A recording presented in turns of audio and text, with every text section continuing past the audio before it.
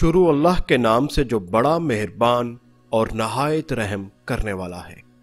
एक साहब का बयान है, मदीनातुल औलिया मुल्तान शरीफ में हजरत सैयदना गौस बहाउल हक़ुद्दीन ज़िक्रिय मुल्तानी कुद्दीसुरूहुन नूरानी के मज़ार पुर अरमर पर सलाम अर्ज करने के लिए मैं हाजिर हुआ। फाते के बाद जब लौटने लगा तो एक शख्स पर मेरी नजर पड़ी जो मशगूल दुआ था। मैं ठिठक कर वहीं खड़ा रह गया। दराज कद मगर बदन नहायत ही कमजोर और चेहरे पर उदासी छाई हुई थी।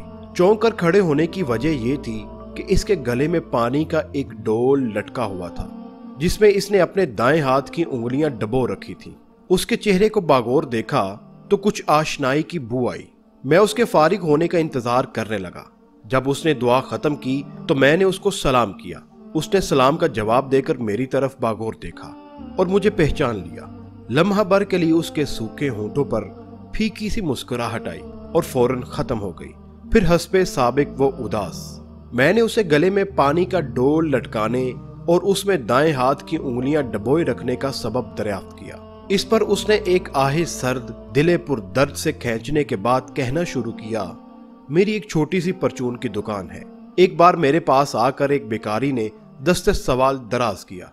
मैंने एक सिक्का निकालकर उसकी हथेली पर रख दिया। वो दुआएं देता हुआ चला गया। फिर दूसरे दिन भी आया और इसी तरह सिक्का लेकर चलता बना। अब वो रोज रोज आने लगा और मैं भी कुछ न कुछ उसको देने लगा। कभी कभी वो मेरी दुकान पर थोड़ी देर बैठ भी जाता और अपने दुख भरे अफसाने मुझे सुनाता। उसकी दास्ताने गम सुनकर मुझे उस पर बड़ा तरस आता। यूं मुझे उससे काफी हमदर्दी हो गई और मेरे दरमियान ठीक ठाक याराना कायम हो गया। दिन गुजरते रहे। एक बार खिलाफे मामूल वो कई रोज तक नजर न आया। मुझे उसकी फिक्र लाहक हुई कि हो ना हो वो बेचारा बीमार हो गया है, वरना इतने नागे तो उसने आज तक नहीं किए। मैंने उसका मकान तो नहीं देखा था, अलबत्ता इतना जरूर मालूम था कि वो शहर के बाहर वीराने में एक झोंपड़ी में तन्हा रहता है। खैर, मैं तलाश करता हुआ बिलाखिर उसकी झोंपड़ी तक पहुंच ही गया। जब अंदर दाखिल हुआ तो देखा कि हर तरफ पुराने चीथरे बिखरे पड़े हैं। एक तरफ चंद टूटे फूटे बर्तन रखे हैं। अलगर्ज दरो दीवार गुर्बत और इफलास के अफसाने सुना रहे थे। एक तरफ वो एक टूटी हुई चारपाई पर लेटा करा रहा था। वो सख्त बीमार था और ऐसा लगता था कि अब जांबर ना हो सकेगा। मैं सलाम करके उसकी चारपाई के पास खड़ा हो गया। उसने आंखें खोली और मेरी तरफ देखकर उसकी आंखों में हल्की सी चमक आई। अपने पास बैठने का इशारा किया। मैं बैठ गया। बा मुश्किल तमाम उसने लब खोले और मध्यम आवाज में बोला, भाई मुझे माफ कर दो, मैंने तुमसे बहुत धोखा किया है। मैंने हैरत से कहा, वो क्या? कहने लगा, मैंने तुमको अपने दुख दर्द के जितने भी अफसाने सुनाए वो सब के सब मन गढ़ंत थे और इसी तरह घड़ी हुई दास्तानें सुना सुना कर मैं लोगों से भीख मांगता रहा हूँ। अब चूंकि बचने की बज़ाहिर कोई उम्मीद नजर नहीं आती, इसलिए तुम्हारे सामने हिकायत का इंकिशाफ किए देता हूँ। चारपाई हटाओ, इसके नीचे तुम्हें 4 बोरियां नजर आएंगी। उनमें से एक बोरी का मुंह खोल दो। चुनाचे मैंने ऐसा ही किया। मैंने जो ही बोरी का मुंह खोला तो मेरी आंखें फटी की फटी रह गई। इस पूरी बोरी में नोटों की गठियां तय तर तय रखी हुई थी और ये एक अच्छी खासी रकम थी। अब वो बेकारी मुझे बड़ा पुरस्रार लग रहा था। कहने लगा, ये 4 बोरियां इसी तरह नोटों से भरी हुई हैं। मेरे भाई देखो, मैंने तुम पर इत्मीनान करके अपना सारा राज फाश कर दिया है। अब तुमको मेरी वसीयत पर अमल करना होगा। करोगे ना? मैंने हामी भर ली तो कहा, देखो मैंने इस दौलत से बड़ा प्यार किया है। इसी की खातिर अपना भरा घर उजाड़ा, न कभी अच्छा खाया न उम्दा लिबास पहना, बस इसको देख देख कर खुश होता रहा। फिर थोड़ा रुक कर कहा, जरा नोटों की चंद गठियां तो उठा कर लाओ, इन्हें थोड़ा प्यार कर लो। मैंने बोरी में से चंद गठियां निकाल कर उसकी तरफ बढ़ा दी। उसकी आंखों में एकदम चमक आ गई। उसने कहा, मैं मुतवस्सितुल हाल गिराने में पैदा हुआ, शादी भी की, बच्चे भी हुए। मैं कामचोर हो गया और मुझे भीख मांगने की लत पड़ गई। मेरी बीवी को मेरे इस पेशे से सख्त नफरत थी। इस सिलसिले में अक्सर हमारी लड़ाई ठनी रहती। रफ्ता रफ्ता बच्चे जवान हुए। मैंने उनको आला दर्जे की तालीम दिलवाई थी। उनको बड़ी बड़ी मुलाजमतें मिल गईं। अब वो भी मुझ पर खफा होने लगे। उनका पहम इसरार था कि मैं भीख मांगना छोड़ दूं, लेकिन मैं आदत से मजबूर था। मुझे दौलत से बेहद प्यार था और बगैर मेहनत के आती हुई दौलत को मैं छोड़ना नहीं चाहता था। आखिरकार हमारा इख्तलाफ बढ़ता गया और मैंने बीवी बच्चों को खैर बात कहकर इस वीराने में झोंपड़ी बांध ली। इतना कहने के बाद उसके चीथड़ों के एक ढेर की तरफ नजर पड़ी जो झोंपड़ी के एक कोने में था। इशारा करते हुए कहा इसे ले आओ।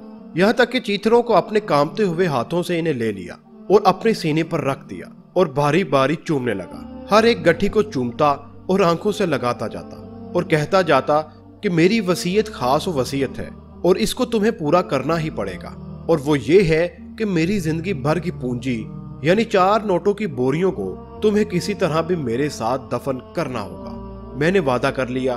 वो नहायत हसरत के साथ होंठों को चूम रहा था कि अचानक उसके हलक से एक खौफनाक चीख निकलकर फजाओं की पहनाइयों में गुम हो गई। मैं खौफ के मारे थर थर कांपने लगा।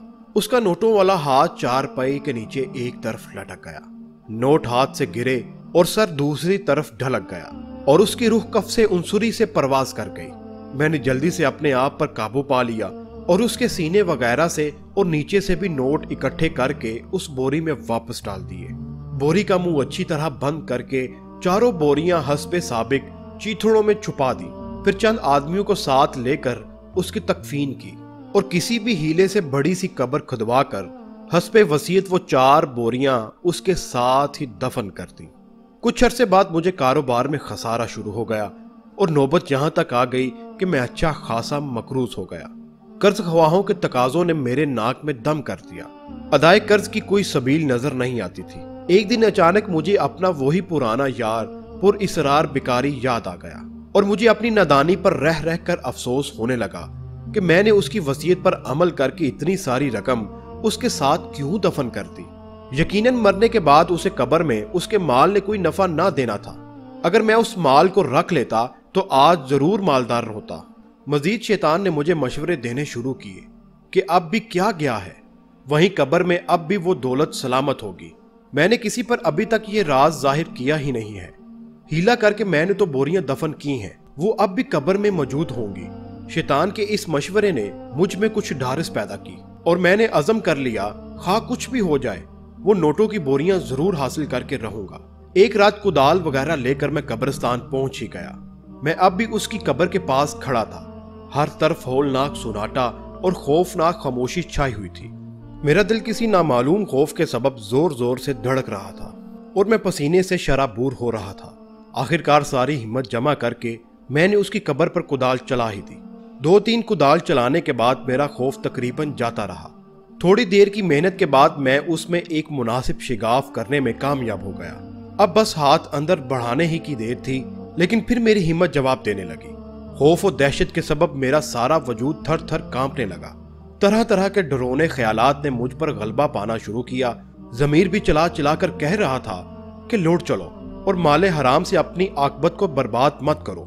लेकिन बिलाखिर हिर्स व तमा गालिब आई और मालदार हो जाने के सुनहरे ख्वाब ने एक बार फिर धारस बंधाई कि अब थोड़ी सी हिम्मत कर लो, मंजिल मुराद हाथ में है।